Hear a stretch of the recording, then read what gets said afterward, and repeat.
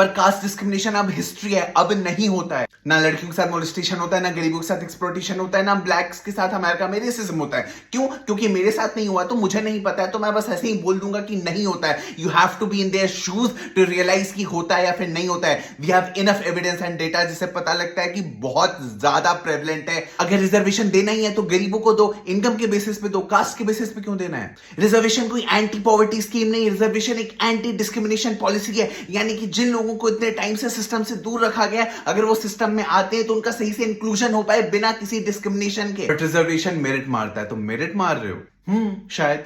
But जिस merit के prodigy बन के आप घूमते हैं, वो मेरिट भी आपके कास्ट एडवांटेजेस की वजह से ही आई है। कास्ट क्लास के एडवांटेजेस हैं उसमें। प्लस क्या सोसाइटी सिर्फ मेरिट पे चलता है? तो फिर हम लोग इतने पैसे ओल्ड एज पेंशन पे, गरीबों पे और डिसेबल्ड लोगों पे क्यों खर्चते हैं? क्योंकि एक सिविलाइज सोसाइटी का काम है कि जो लोग लाइन में पीछे खड़े हैं उनकी भी अपलिफ्टमेंट हो।